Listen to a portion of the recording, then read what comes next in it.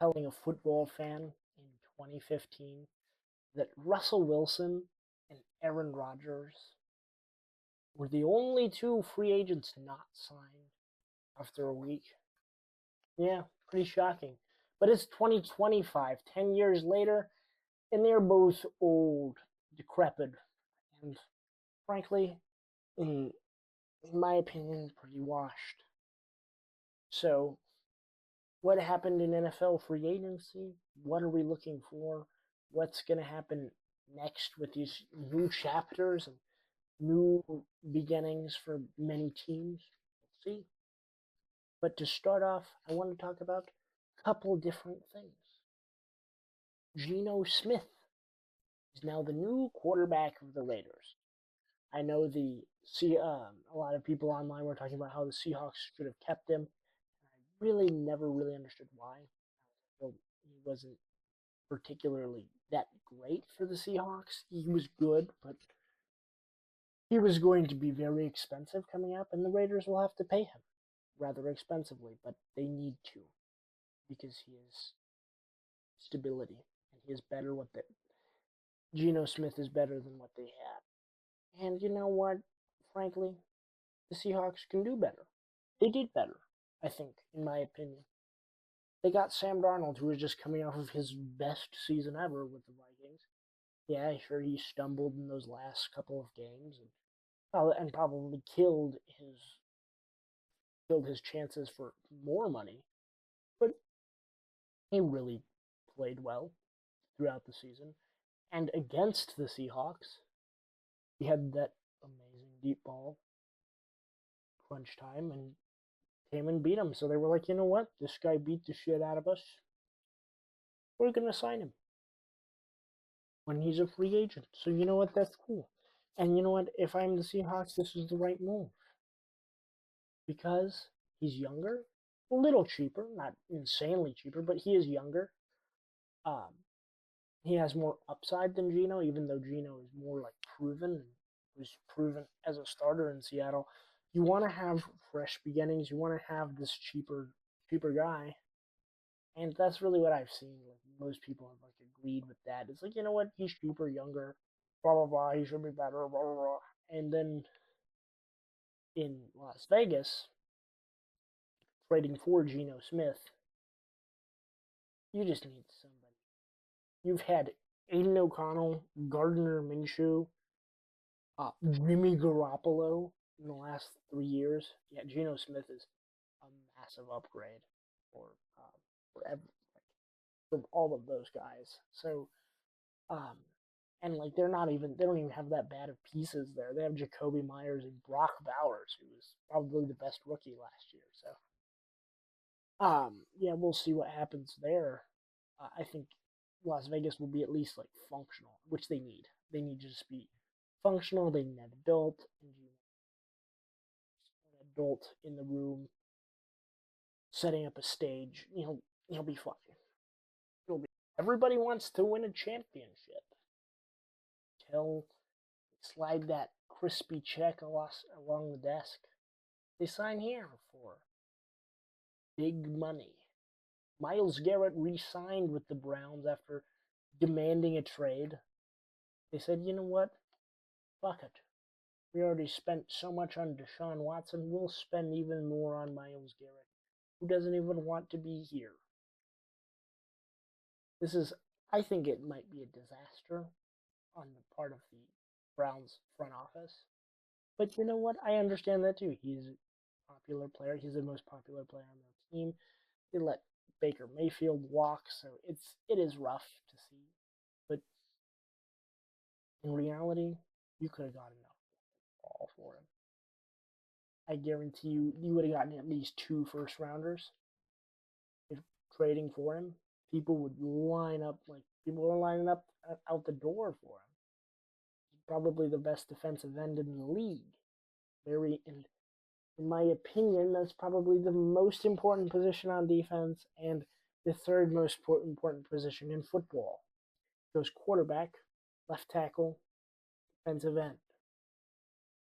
He is really important. And yes, you could technically be like, well, he's a cornerstone of the franchise. You have the second overall pick. You can get Abdul Carter for way cheaper. And you guys are not going to be relevant anyway. Trade him away, get some picks, but they didn't.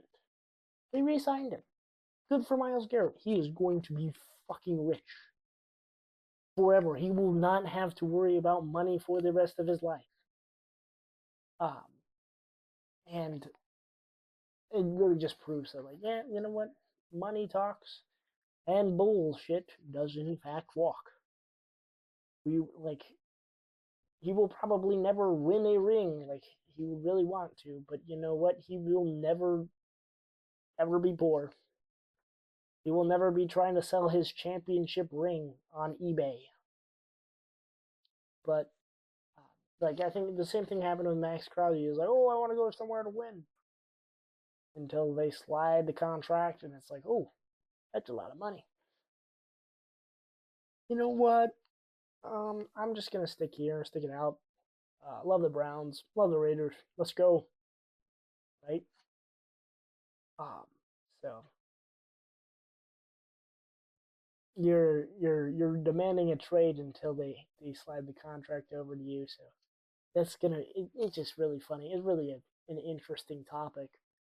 Uh, I think any team you add Myles Garrett to get instantaneously better. I feel like if the Bills had tried to trade for him, or the Eagles, or like even like the Commanders, or like any like slightly viable team, I really would have liked to have seen him in like LA. Like replacing, like, could you imagine him? And yeah, that would be. Whew. But you know what? It won't happen because he just got signed to a really big contract. Which, if I'm the Browns, yes, you want to keep him. Of course, you want to keep him. But in all reality, you need to fix shit besides edge rusher. You want an edge rusher and a cheaper edge rusher and another good edge rusher, but he wouldn't be Myles Garrett. Is Abdul Carter at number 2? We'll see what happens here. Speaking of trades, demands, and requests, DK Metcalf was traded to the Pittsburgh Steelers. Oh, and I've seen so many memes about it. About him and George Pickens fighting over the number 14, fighting down the sideline, just fighting in the locker room, fighting each other, sword fighting, doing whatever. They're probably some of the biggest divas in the NFL. But you know what? It doesn't seem the Steelers are paying him a shitload of money.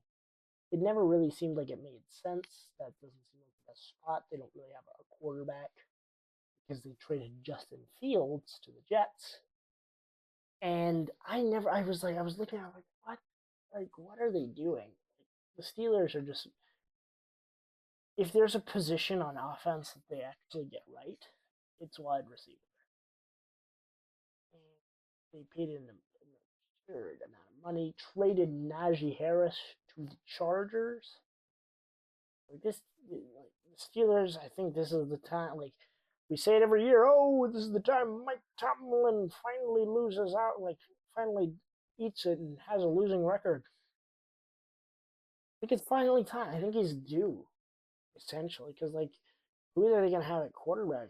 41-year-old Aaron Rodgers, Russell Wilson.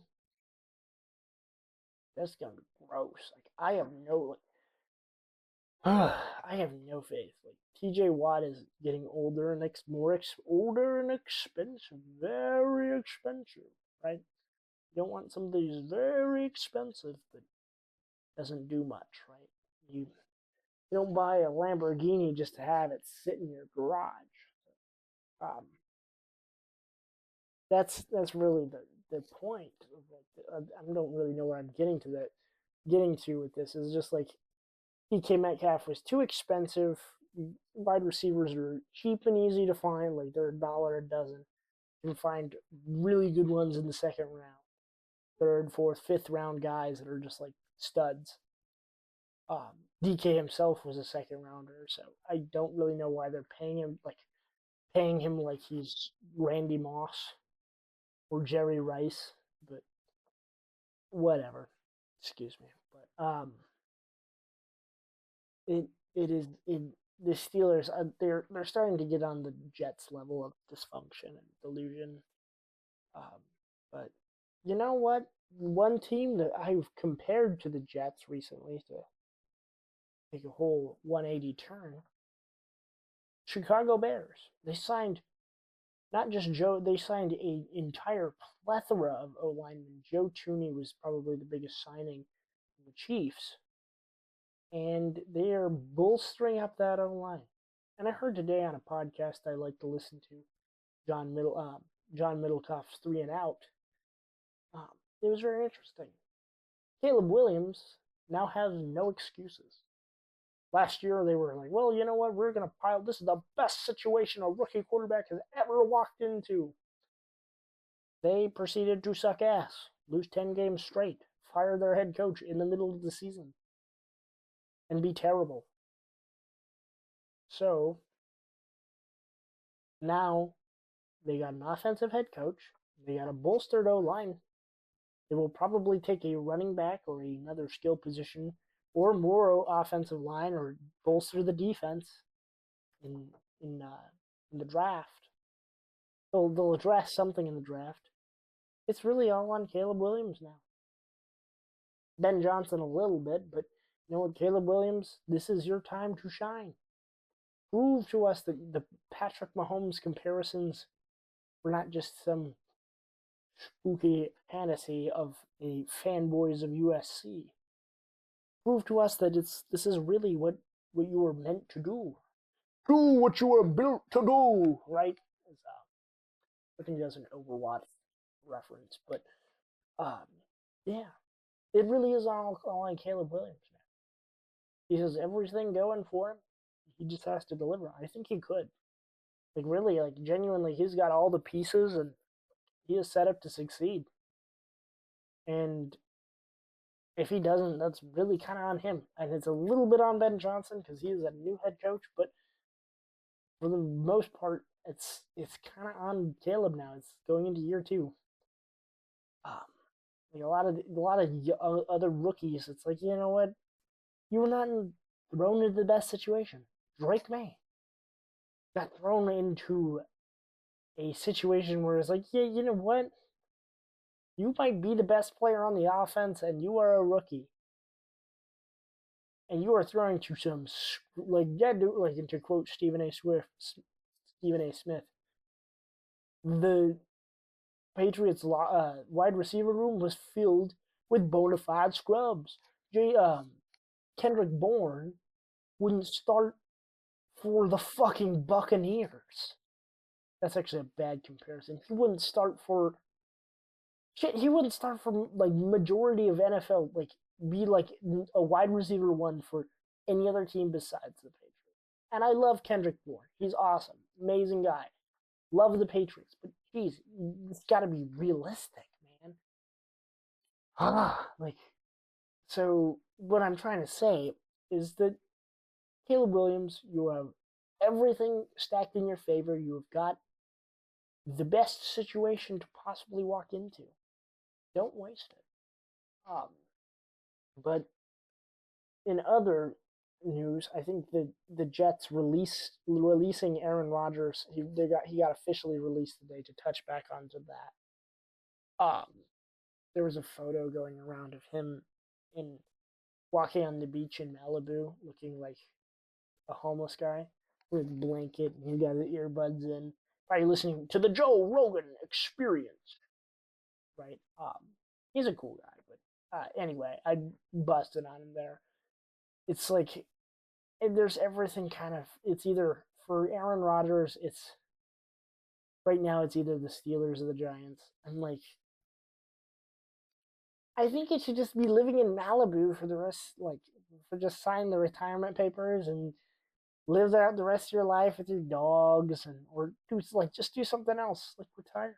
Like I understand, it sucks to walk away from something you've done your entire life, and this is like the moment where you're like, oh, I have nothing else to do now. But in reality, it's time for Aaron to hang it up. If you want to like save your dignity, just hang it up.